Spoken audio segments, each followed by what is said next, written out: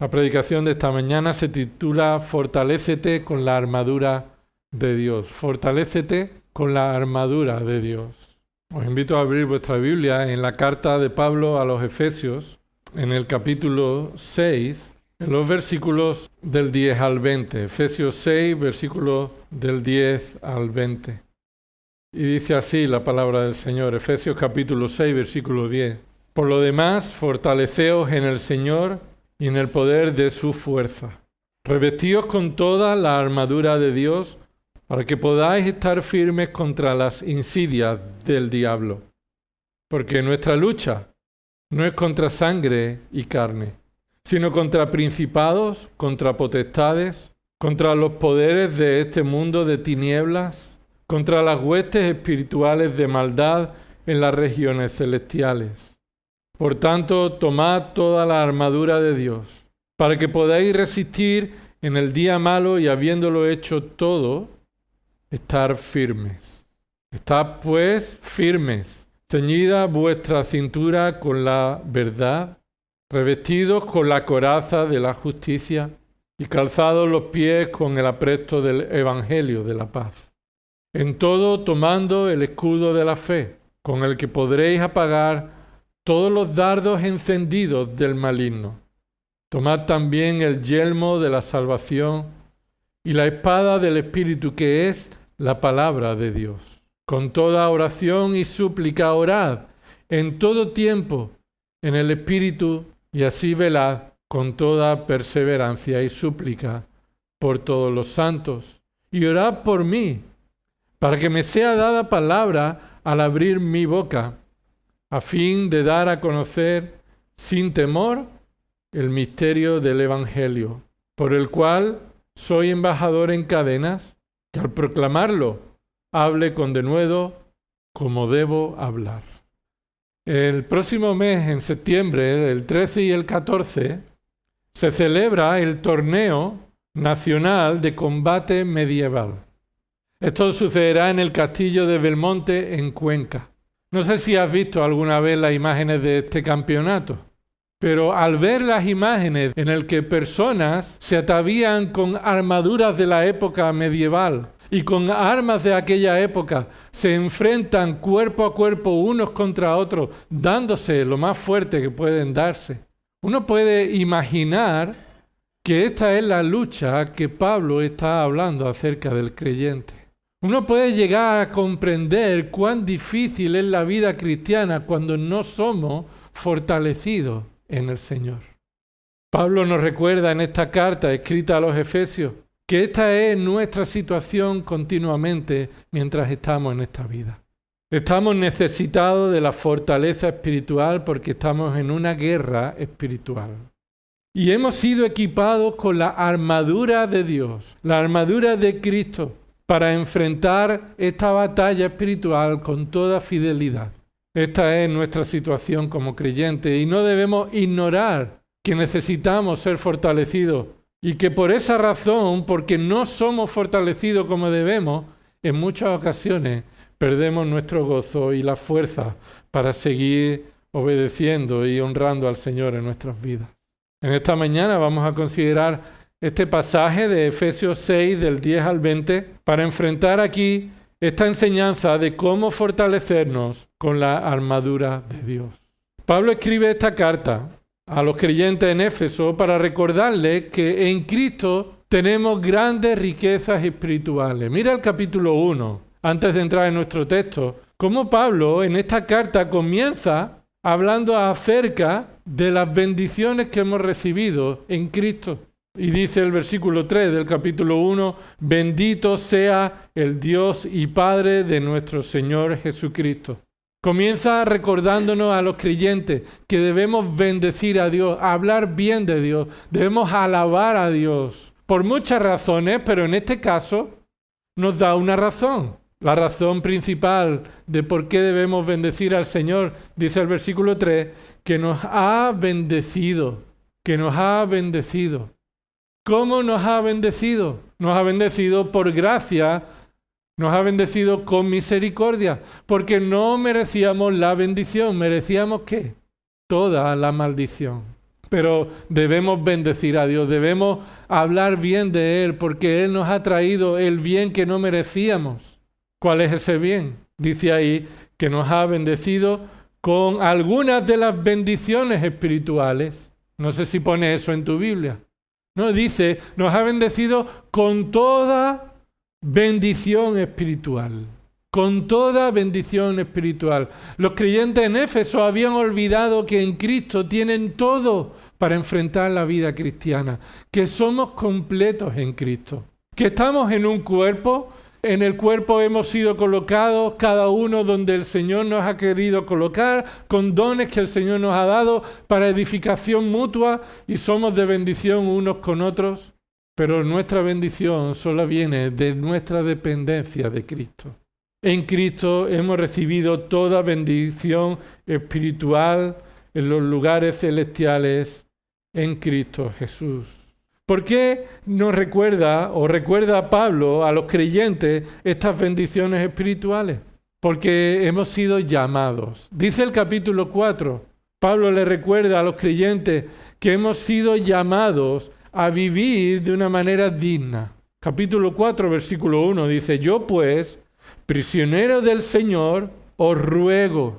Este no es solamente un mandato, no dice os mando, sino es una intensidad mayor de un mandato. Es un ruego que muestra a Pablo un verdadero y profundo deseo de que cumplamos este mandato.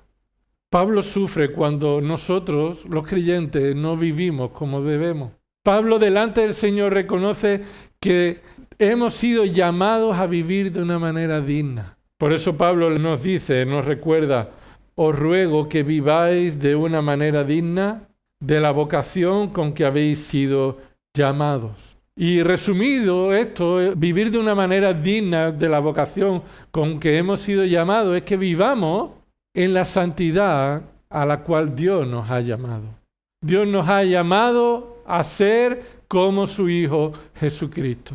Dios nos ha llamado a ser como Él. De tal manera que en el capítulo 5, versículo 1, Pablo vuelve a recordar y dice, ¿qué dice ahí el capítulo 5, versículo 1? Sed pues imitadores de Dios. En otras ocasiones Pablo dice, sed imitadores míos como yo imito a Cristo.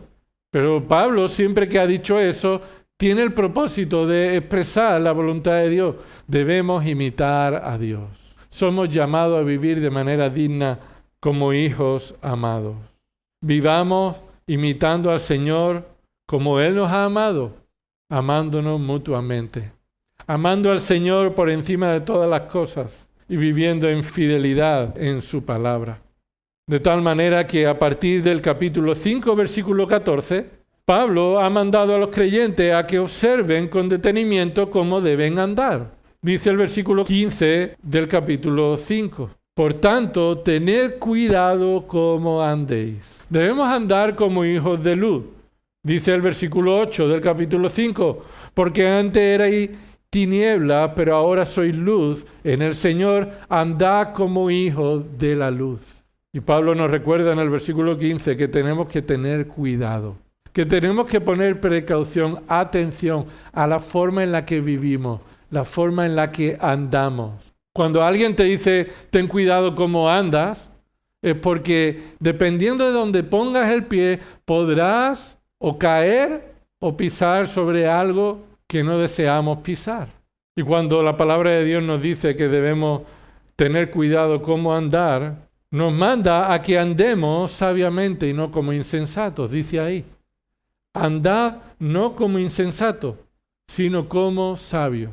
¿Qué significa andar como sabios? Significa esto. Escucha. Andar como sabio es andar obedeciendo la palabra de Dios. La sabiduría se encuentra en la palabra de Dios y ser sabio es entender la palabra de Dios y aplicarla a nuestra vida. Por tanto, lo contrario, andar como insensato es andar según nuestra opinión, según nuestro pensamiento, sin ser influenciados por la palabra.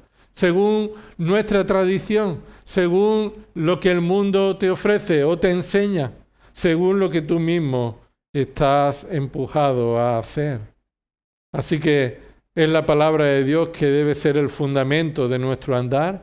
Debe ser la lámpara que alumbra nuestro caminar, como dice el Salmo 119. Debe ser la palabra de Dios la que esté llenando y controlando nuestro corazón. De tal manera que dice ahí, versículo 17, así pues no seáis necios, sino entended cuál es la voluntad del Señor. Hermano, ¿cómo sabes cuál es la voluntad del Señor? Por medio de su voluntad revelada, que es la palabra de Dios. Así que ser sabio es entender la palabra de Dios, entender la voluntad de Dios. De esa manera, entonces seremos llenos del Espíritu Santo. Dice el versículo 18, y no os embriaguéis con vino en lo cual hay disolución, sino sed llenos del Espíritu. Ese Espíritu se refiere al Espíritu Santo. Como en Colosenses 3:16, Pablo escribe en paralelo esta carta, la misma carta de Efesios la hace resumida para los colosenses, y allí escribe que la palabra de Dios habite abundantemente en vuestros corazones. Así que, hermanos, hemos sido bendecidos con toda bendición espiritual en Cristo Jesús, para poder andar de una manera digna como el Señor nos ha mandado. No como andan los de este mundo, sino como anduvo nuestro Señor Jesucristo y como somos llamados a ser imitadores de Cristo. Así que tenemos que tener cuidado qué hacemos, porque el Señor está alerta, pendiente de nosotros, guiando nuestro caminar y no permitiendo que sus hijos se desvíen. Si eres hijo de Dios, debes tener cuidado cómo andas, ya que el Señor procura y desea y va a hacer que andemos por su camino. Y si nos desviamos, Él nos volverá a traer a su camino con la disciplina del Señor. Ahora, como última instrucción para concluir esta enseñanza para los creyentes, para que vivamos como es digno del llamamiento que hemos recibido, debemos enfrentar cada momento de nuestra vida como si fuera una batalla espiritual. Una batalla espiritual. En este sentido es que estamos en una batalla espiritual y debemos poner atención cómo vivimos la vida cristiana. Somos débiles, por tanto. Pablo nos recuerda que para vivir como es digno del Evangelio, del llamamiento que hemos recibido, debemos reconocer en primer lugar nuestra debilidad, nuestra falta de capacidad para hacer la voluntad de Dios y vivir como Él quiere, como hemos sido llamados, como hemos sido capacitados. Somos débiles, hermanos, espiritualmente. Somos débiles espiritualmente. Y nuestra fortaleza solo se encuentra en Cristo. Solo se encuentra en su palabra. En una dependencia absoluta de confrontar nuestra vida, nuestro corazón a la luz de la palabra de Dios para poner nuestros pasos donde Él nos indica, nos ilumina. Enfrentamos dificultades espirituales y ellas las debemos enfrentar con la provisión que el Señor nos ha dado.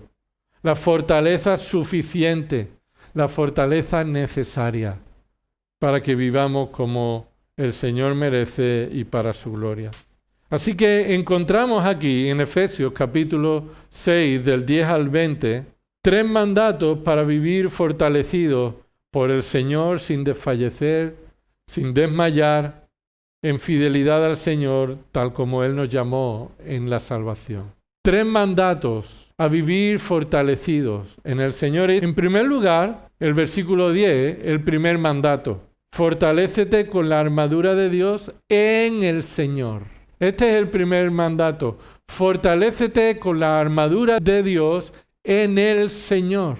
Ahí es donde está el énfasis del versículo 10. Mira lo que dice ahí el versículo 10 del capítulo 6. Por lo demás, es decir, podríamos traducir esto como a partir de ahora o desde este momento o como conclusión, recuerda esto. Es decir, llega al final de la carta y la última enseñanza es fundamental para cumplir todo lo anterior.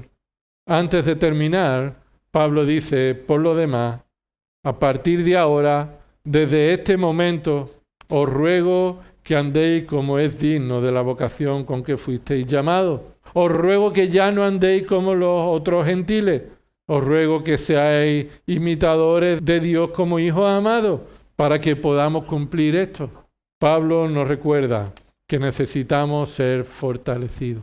Y ese es el mandato. Fortaleceos, fortaleceos. Significa hazte fuerte, toma fuerzas, vuélvete capaz. El énfasis es reconocer que no somos fuertes, que no somos capaces y que somos llamados para vivir conforme a la voluntad de Dios a fortalecernos. Es importante observar este verbo, fortaleceo. Este es el verbo principal de este pasaje.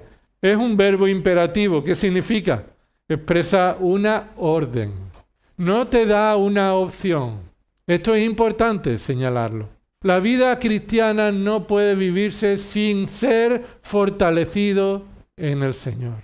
No es una opción para los débiles. Es un mandato innegociable para todos. Así que todo creyente es llamado a obedecer este mandato directo. Además, es un imperativo presente. No habla del futuro, habla del presente. Además, de un presente continuo. No se especifica el fin. El punto es algo que debe hacerse todo el tiempo. Fortalécete continuamente. Hazte fuerte sin parar. Vuélvete capaz una y otra vez. Porque, hermano, cuando creemos que somos fuertes, entonces eso muestra que somos débiles. Cuando pensamos que no vamos a caer, entonces estamos dispuestos, preparados para caer. Así que, hermanos, somos llamados a fortalecernos con un mandato imperativo en un tiempo presente continuo, sin parar. Pero también este verbo es una voz pasiva.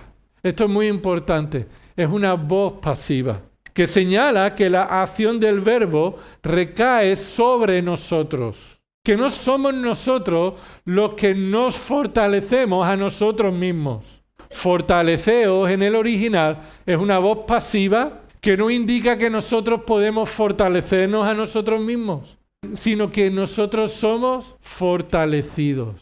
Así que podríamos traducir este verbo, según el original, sed fortalecidos continuamente. Sed fortalecidos continuamente.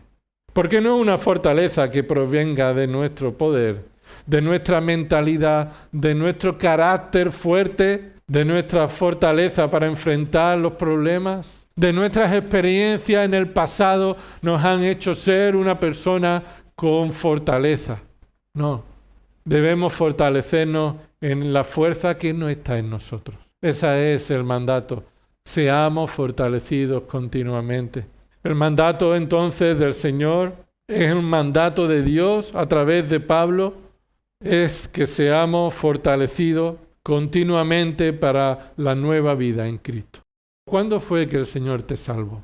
Puede que haya sido hace meses, hace días, puede que haya sido hace años o hace décadas, pero la vida cristiana solo puede ser vivida para la gloria de Dios si cada día y cada minuto estamos dependiendo de la fuerza del Señor, que proviene de Él y no de nosotros.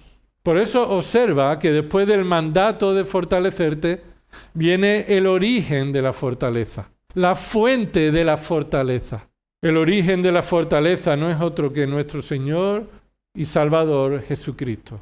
Nuestro Señor y Salvador Jesucristo, Dios Hijo que se hizo hombre y estando en la condición de hombre, vivió una vida perfecta, se humilló a sí mismo, enfrentó la cruz, enfrentó la separación con el Padre, la comunión completa con el Padre.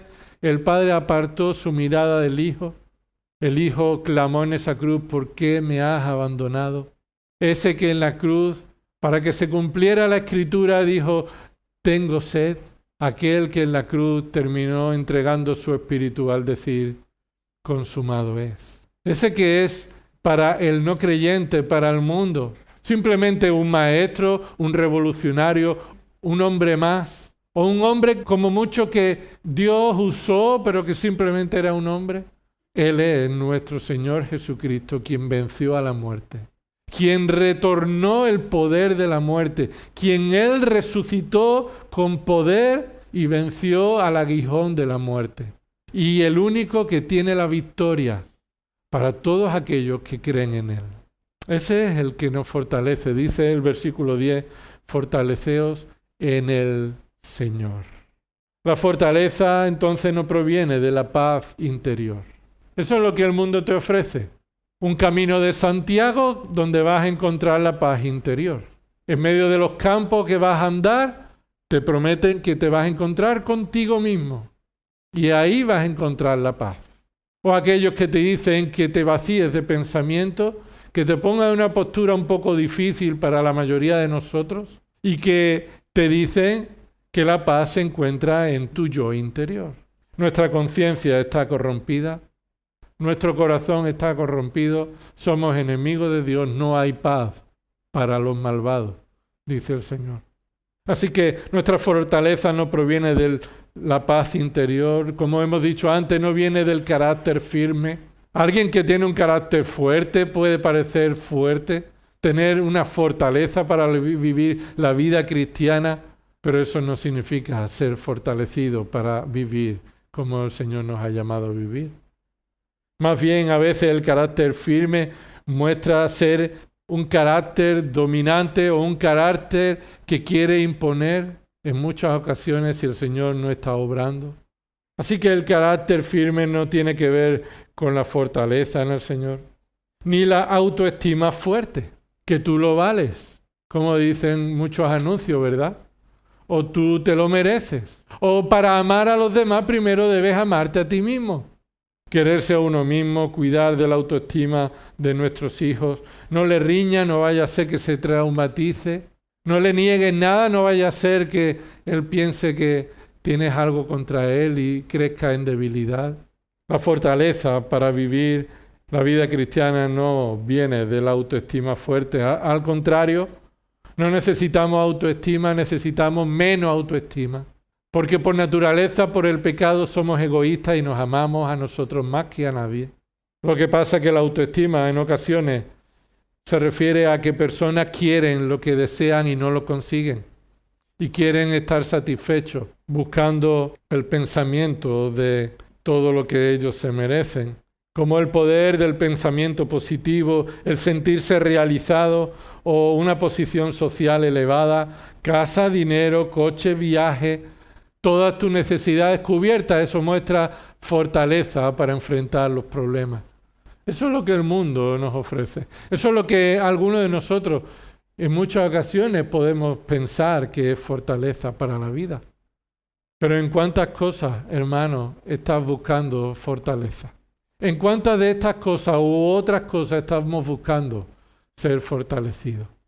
¿Cuál es el origen de tu fortaleza? ¿Dónde estás buscando la fuerza para vivir un día más? Para vivir un paso más. Pablo dice que la fortaleza solo y exclusivamente se encuentra en el Señor. Solo, exclusivamente. Nuestra fortaleza está en el Señor. En todas las bendiciones espirituales que hemos recibido en Él.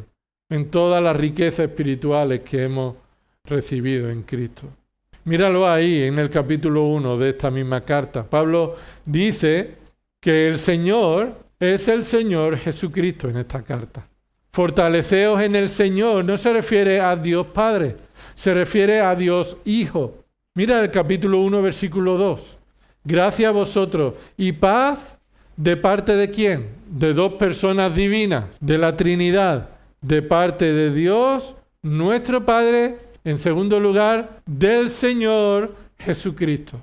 Así que cuando Pablo se refiere aquí en esta carta al Señor, en mayúscula, se refiere a nuestro Señor Jesucristo, a la segunda persona de la Trinidad, a Cristo, a Jesús. En el capítulo 1, versículo 15, por esta razón también yo, habiendo oído de la fe en el Señor, ¿quién? En el Señor Jesús.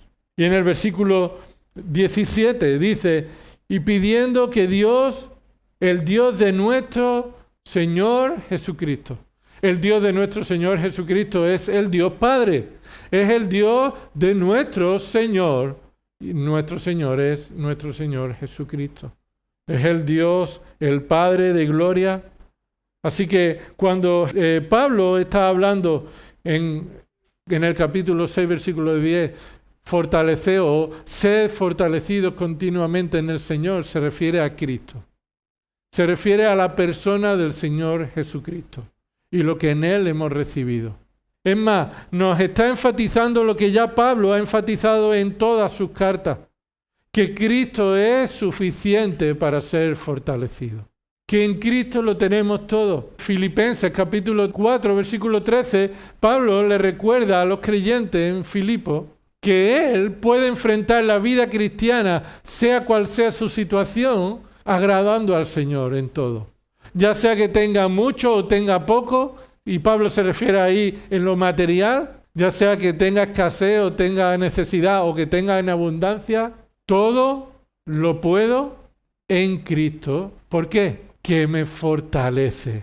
Pablo está diciendo que para el creyente toda la fortaleza que necesitamos para vivir la vida cristiana se encuentra en Cristo y en nadie más. En sus méritos y en nadie más. En la fortaleza que Él da y en nadie más. No en un local grande, no en un prestigio entre los hombres, no en personas a tu alrededor que te aman, sino en Cristo, quien puede estar usando a creyentes que te aman para fortalecerte, pero no son los creyentes los que te fortalecen, sino Cristo por medio de ellos. Pablo experimentó esa fortaleza en Cristo por medio de las debilidades. Mira en esa misma carta, Efesios, capítulo 3. Versículo 8. Pablo está reconociendo quién es Él delante de los demás. Y dice, capítulo 3, versículo 8, a mí, que soy menos que el más pequeño de todos los santos, se me concedió esta gracia, anunciar a los gentiles las inescrutables riquezas de Cristo. A Pablo se le concedió predicar el Evangelio de Cristo, las riquezas que se encuentran en Cristo. Y muchos piensan, bueno, es que Pablo no era cualquiera, ¿verdad? Pablo era de un carácter fuerte. Es más, es que Pablo tenía una labia. Pablo se llevaba a todo el mundo de calle. Pablo nadie podía con él. Es más, es que Pablo se atrevía a lo más fuerte, perseguía a la iglesia, era alguien con determinación y Dios lo usó porque eres una herramienta útil para mí, para el Evangelio. Le hizo el Señor cuando lo salvó. No había nada, escucha, en Pablo, que lo hiciera útil para el Evangelio, sino que Pablo reconoce que todo lo que había en él para el ministerio simplemente era debilidad. Yo soy el más pequeño de todos, ¿qué? De todos los creyentes. Esta era la consideración de Pablo, y esta es la consideración que tú y yo debemos tener. Si alguna vez te has comparado con otros creyentes, deberías quedar en última posición. Esta debería ser nuestra consideración. Yo soy el más pequeño de esta iglesia. Soy el más pequeño de esta iglesia. Y por esa razón necesito la fortaleza que solo en Cristo hay. El mandato, debemos fortalecernos continuamente. El origen de la fortaleza se encuentra ¿en quién? En Cristo. Porque la fortaleza está fundamentada en Él, en su persona, en su obra. Cristo es el origen de la verdadera fortaleza para vivir como el Señor nos manda. En tercer lugar, la característica de este poder, de esta fuerza, de su fuerza. Dice ahí, versículo 10, fortaleceos en el Señor y en el poder de su fuerza. Y en el poder de su fuerza. ¿Qué quiere decir en el poder de su fuerza? Nos está enfatizando la intensidad, la eficacia del poder de Dios, del poder de Cristo. No está diciéndonos que nos fortalezcamos en el Señor y aparte en el poder de su fuerza, sino está siendo Pablo específico. Está poniendo el punto sobre la I, está poniendo el enfoque de la cámara en aquello que el Señor tiene para fortalecernos. Fortaleceos en el Señor, es decir, diría más bien ahí Pablo, es decir, en el poder de su fuerza, en el poder de su fuerza. Dios guió a Pablo para que al escribir sobre la fortaleza del Señor usase dos palabras muy parecidas y fuera una repetición. La repetición en la Escritura que enseña, que nos indica un énfasis importante. Así que no solamente se nos está diciendo que nos fortalezcamos en la persona y la obra de Cristo, sino que tengamos la consideración, el reconocimiento de que no hay otra fuerza, otro poder que el suyo. Porque su poder y su fuerza se enfatiza con estas palabras que en el griego aparecen muy parecidas: poder y fuerza. Poder y fuerza. Son idénticas, lo que enfatiza es la mayor y suprema calidad del poder del Señor, de la fuerza del Señor. Pero hay un matiz que diferencia a estas dos palabras. Tienen un mismo énfasis, hablan de la fuerza, la fortaleza, el poder, pero hay algo que los hace diferentes. El poder tiene un sentido de dominio o de resultado, de efectividad. Es la fuerza puesta en práctica. Es el poder que se aplica sobre algo. El poder indica la fortaleza de Cristo obrando, siendo eficaz. Muestra la intensidad de su fortaleza, la calidad de su fortaleza. Hemos leído antes en Apocalipsis y hemos visto cómo los ángeles están derramando la copa de la ira del Señor sobre aquellos elementos de la creación y trayendo juicio. Y ahí los ángeles cantan un cántico y hablan del Todopoderoso. Y hablan del Todopoderoso porque no solamente Él es fuerte, sino que Él aplica su fuerza sobre actos eficaces, actos prácticos. Mira en el capítulo 1, versículo 9, acerca de esta calidad del poder de Cristo. La calidad del poder de Cristo, ya Pablo lo recordó al principio de la carta. Capítulo 1, versículo 19, empezamos por el versículo 18, dice ahí, versículo 18, mi oración es que los ojos de vuestro corazón sean iluminados para que sepáis cuál es la esperanza de su llamamiento. Esto es el llamamiento de Dios. Dios nos ha dado un llamamiento que trae esperanza, que nos da esperanza de futuro. Para que sepáis cuál es la esperanza de su llamamiento, en segundo lugar, para que sepáis cuáles son las riquezas de la gloria. Estas son las bendiciones que en Cristo continuaremos disfrutando por la eternidad. Para que sepáis, versículo 19, cuál es la extraordinaria grandeza de su poder. Aquí lo vuelve a decir y enfatizar la eficacia del poder de Dios. Y observa cómo él utiliza estas tres palabras. Junta el poder con la grandeza y con la extraordinaria. Así que él está llamando la atención acerca del poder de Dios, que es un poder con extraordinaria grandeza.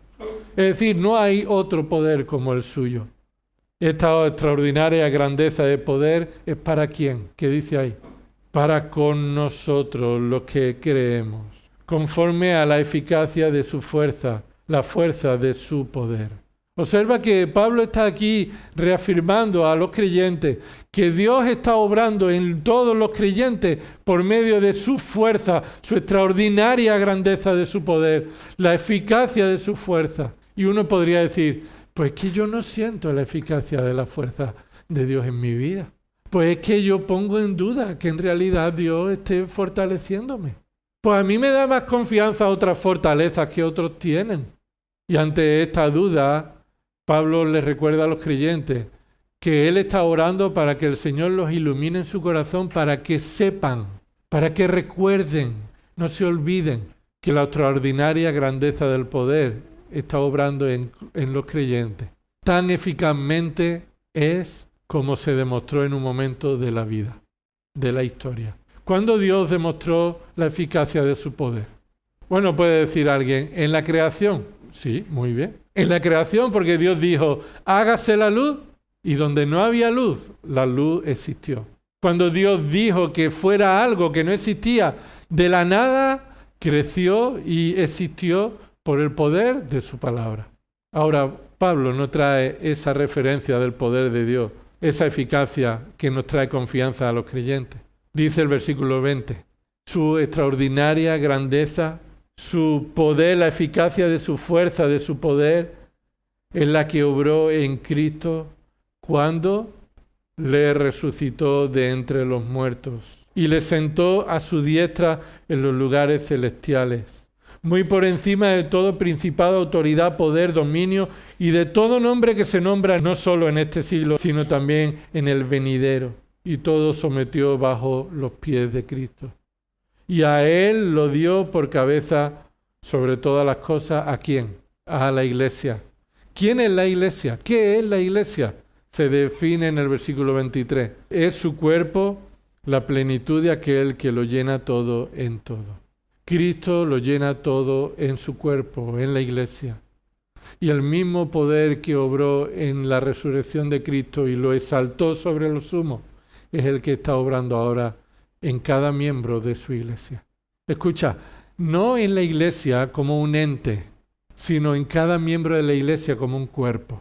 La Iglesia no es una entidad religiosa, como somos reconocidos por el gobierno español. La Iglesia es el cuerpo de Cristo compuesto por los redimidos del Señor. Y el Señor fortalece a su Iglesia cuando cada uno es fortalecido. Una Iglesia es fuerte cuando cada miembro lo es. ¿Y podemos confiar en la eficacia del poder de Dios, sí o no? ¿Por qué? Porque hay una tumba que está vacía. Porque la tumba donde Cristo fue puesto está vacía. Y no sabemos cuál es exactamente. A lo mejor es la que están vendiendo en Jerusalén o puede que sea otra. Lo que sabemos es que el cuerpo físico de Cristo no está en esta tierra porque fue resucitado y ascendido a los cielos. El cuerpo físico de Cristo continúa estando ahora materialmente en la presencia de Dios, en la diestra del Padre. Está sentado a su diestra, está sentado en su trono, el trono de su poder. Y Él está obrando en este tiempo, a través de su iglesia, a través de cada miembro. En toda la Biblia, cuando se habla del aspecto de Dios como poder o fuerza o poderoso, es un sujeto activo, siempre se refiere a la persona del Espíritu Santo. Siempre, cada vez que se habla acerca del poder de Dios actuando, es por medio del Espíritu Santo. Así que es el poder del Padre, es el poder del Hijo y el poder por medio del Espíritu Santo. Recordáis en Hechos capítulo 1, versículo 8, cuando el Señor Jesús, antes de ascender a los cielos, le dice que se queden en Jerusalén. ¿Por qué? Porque dice el texto, y recibiréis poder. Y esa es la referencia a la venida del Espíritu Santo en Pentecostés. El poder que el creyente recibe, lo recibe cuando ha sido redimido, regenerado y salvado. Y solo los creyentes, los que están unidos en Cristo, son fuertes para vivir una vida que agrada a Dios. Aquellos que pretenden aparentar ser creyentes, pero no se han arrepentido de sus pecados y no están unidos a Cristo en su muerte y resurrección, simplemente van a aparentarlo, pero llegará un momento en su vida en que manifestarán que no son hijos suyos porque el poder eficaz de Dios no está obrando en ellos. Así que el mandato divino para vivir la vida que imita al Señor, ¿cuál es?